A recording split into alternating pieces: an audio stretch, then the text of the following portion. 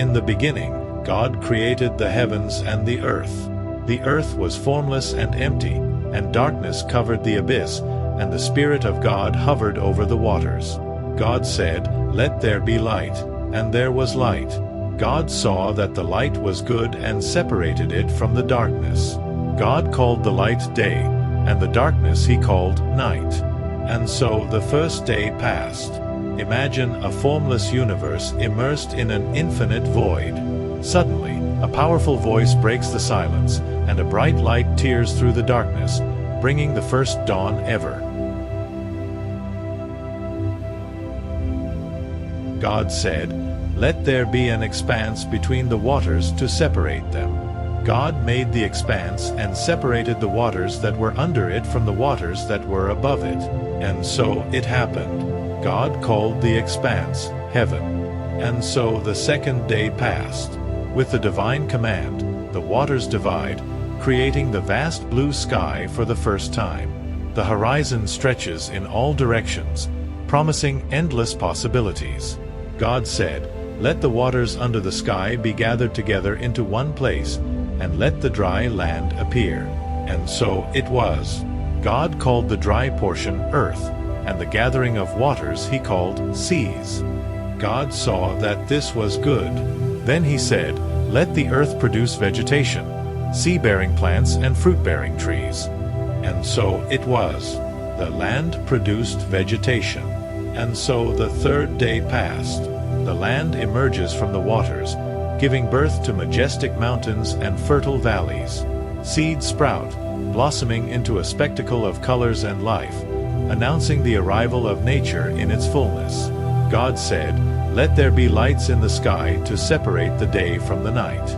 God made two great lights, the greater one to govern the day and the smaller one to govern the night, along with the stars. God placed them in the heavens to illuminate the earth, to rule the day and night, and to separate the light from the darkness. God saw that this was good. And so the fourth day passed.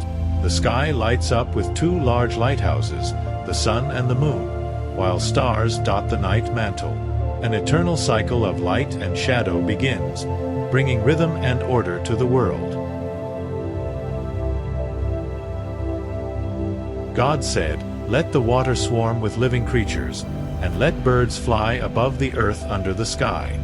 God created the great sea monsters and all the living creatures that move in the water, each according to its kind, along with all the birds according to their kinds. God saw that this was good. And so the fifth day passed.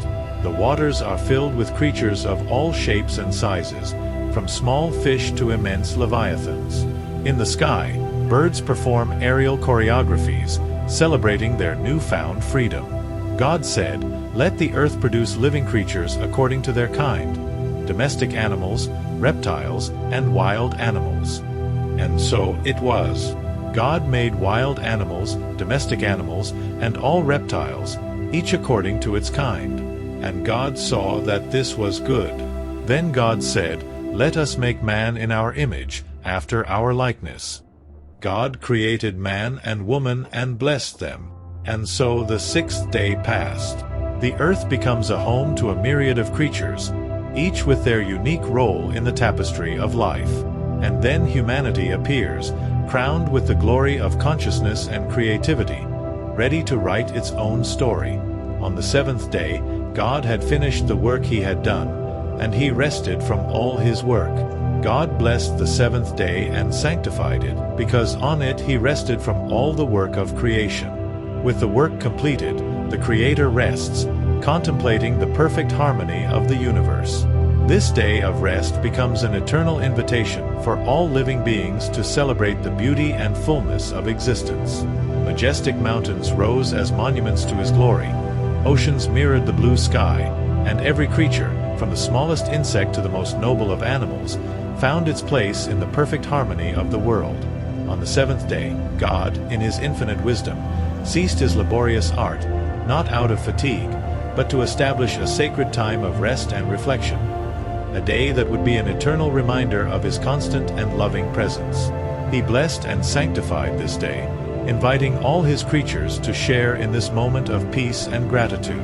The story of creation narrated in the sacred pages is not just an echo of the past, but a timeless invitation to recognize the Creator's hand in every dawn and every blooming flower, and in every new life that begins.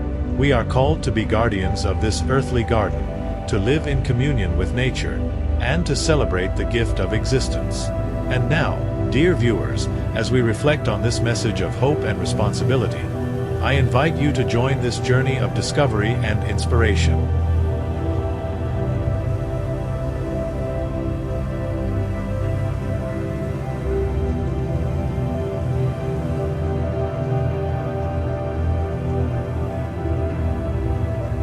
Subscribe to the channel, turn on notifications so you don't miss our future content, and share with friends and family so that together we can continue exploring the wonders of creation and the love of the Creator that unites us. May this story be a beacon that lights our paths and guides us in our quest for a more harmonious and connected world. Until next time, and may peace be with all of you.